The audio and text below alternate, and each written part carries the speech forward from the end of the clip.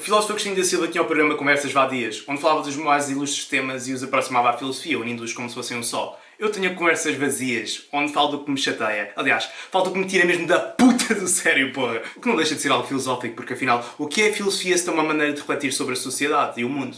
Eu é que tendo a refletir de uma maneira mais explosiva.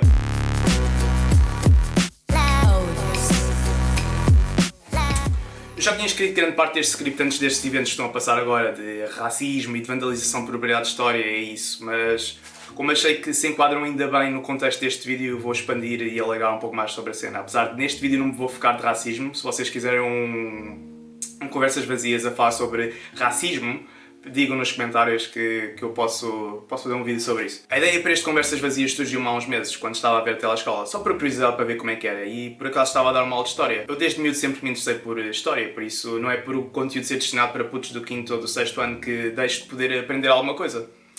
Mas juro que fiquei chocado. Fiquei chocado, aliás, estou porque é algo que verdadeiramente me magoa e me deixa desiludido, que é o facto de como algumas pessoas tratam a nossa história. Que eu digo algumas, mas eu sei que neste momento não devem ser algumas, deve ser a grande maioria que trata a nossa história desta maneira. É de uma falta de respeito alterar, deturpar a minha cultura, o meu povo e os meus antepassados. Eu não aceito que isso seja feito pelos meus compatriotas. É verdade que de há umas décadas para cá estamos a viver numa grande onda de branqueamento e de censura das nossas verdadeiras raízes. Mas não é só em Portugal, como por todo o mundo. Por exemplo, no Brasil tentam cultivar o ódio aos portugueses, tentando apagar as suas verdadeiras raízes lusitanas, deturpando a história. Querem fazer com que os seus dois imperadores tenham a imagem de incompetentes, mesmo sabendo que Pedro II foi dos mais brilhantes monarcas algumas vezes vivos. Nos Estados Unidos querem mudar o nome da Universidade de George Washington, um dos pais fundadores do país. Na Austrália querem remover a estátua do navegador que descobriu oficialmente a Austrália. E a lista continua por todo o mundo. Podem chamar ao que está a causar isto de pós-modernismo ou de marxismo cultural, mas eu não me vou focar no que é que se chama a isto, mas o que quero vos dizer é que ver aquela aula de História realmente me fez a perceber da verdadeira dimensão que isto está a começar a ter. E pá, estão literalmente a fazer uma lavagem cerebral às gerações mais novas e estão a ensinar tipo mentiras. Em Portugal vê-se muito essa onda de lavagem cerebral a acontecer em dois períodos da nossa história. O do Estado Novo, um período de 41 anos que tem direito a 3 páginas no livro de História em que só criticam e não falam de uma única qualidade que esse período teve. E depois que são seguidas de 6 páginas do 25 de Abril a falar muito bem sobre o 25 de Abril, sem falar dos verdadeiros motivos que levaram à Revolução e do pós-Revolução. E depois o segundo período é o período dos descobrimentos, que é basicamente e tal, Portugal descobriu o caminho marítimo para a Índia e umas ilhas e tal e coisa e tal, e foi mau porque escravatura.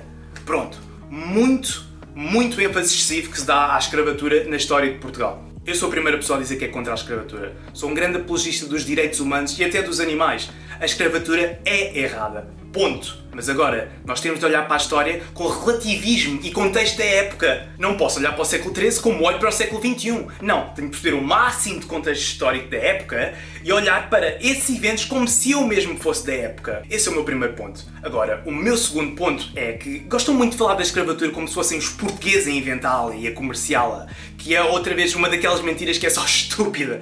A escravatura existe basicamente desde que a nossa espécie surgiu. Desde que se deu a Revolução Agrícola há aproximadamente 10 mil anos que se usa escravos. Esses primeiros povoamentos e grandes civilizações usavam todas escravos, milénios antes dos portugueses. A escravatura foi um sistema que apareceu para suprir a falta de mão de obra e tecnologia que havia na época. Agora, vou julgar e criticar a civilização romana por terem usado escravos, por ainda terem feito escravos lutarem contra escravos, ou contra gladiadores, ou contra leões? Não, foda-se! Eles não sabiam melhor! Esse pensamento de respeito pelo outro só vem a surgir quase 2 milénios depois.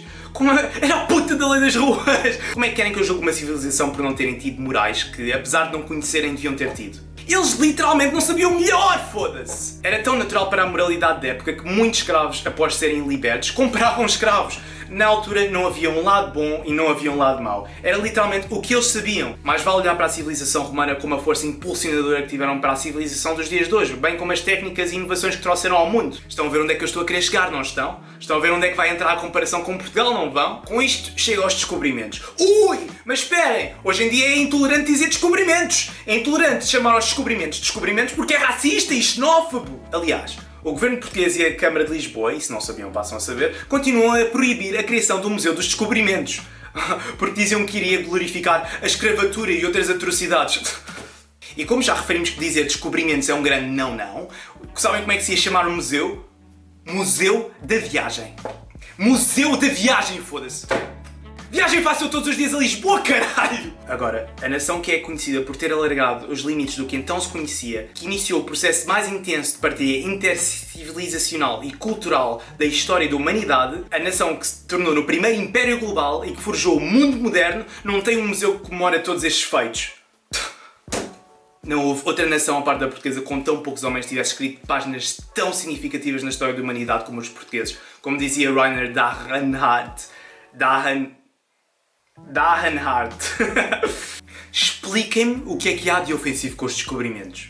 Em vez de olharmos para a mensagem de que os nossos antepassados, do mundo que se achava que acabava ali, tiveram a coragem de mandar um ora foda-se e sem saber se voltaram, fizeram-se ao mar. Que é uma mensagem linda de esperança, coragem e orgulho que nós podemos ensinar às nossas gerações mais novas. E não, em vez disso estamos a ensiná-las a terem ódio à sua própria história. E a sentirem-se mal com o que os seus antepassados fizeram. A história que andou a ensinar dá a impressão que foi Portugal começou a grande comercialização de escravos, quando séculos antes de haver Portugal já haviam rotas estabelecidas entre a África e a Ásia.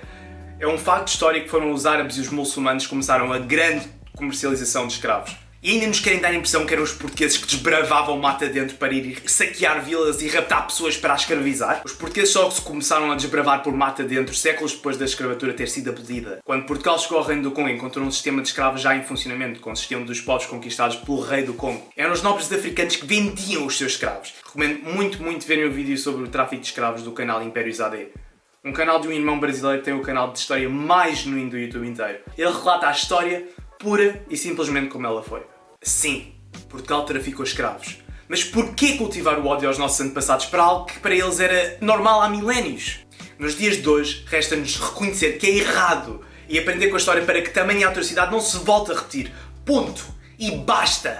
Culpar, julgar e deturpar todos os feitos deles só por isso é injusto. Ignorarmos todas as contribuições e inovações para o desenvolvimento dos dias de hoje que Portugal teve, que já foi comparado a um salto inovativo tão grande como o primeiro homem a pisar na Lua, só por algo que para os nossos antepassados era normalíssimo, é errado.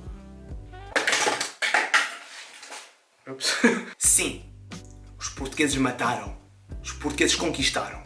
Mas olhem lá, não me fodam, não houve a puta de uma nação nesta terra que não tenha feito o mesmo. E eu nem vou entrar em comparações de Império A portuguesa ou Império A inglesa ou espanhola. É um facto que a colonização portuguesa acreditava na absorção, na integração e na conversão dos indígenas, quando a colonização inglesa acreditava em dizimar os gajos. Eles eram extremamente racistas e achavam que os nativos eram impuros. Admiro e orgulho-me dessa inteligência e humanidade que os meus antepassados conseguiram ter para a época, e não é errado orgulhar-me disso. Agora, reescrever a nossa história, vandalizar estátuas ou fazer petições para removerem o padrão dos descobrimentos porque há uns pobres diabos que acham que isso é ofensivo é estúpido. Estes ataques vêm de presentistas, pessoas que veem uma abordagem ética e politicamente correta da história em vez de uma abordagem factual.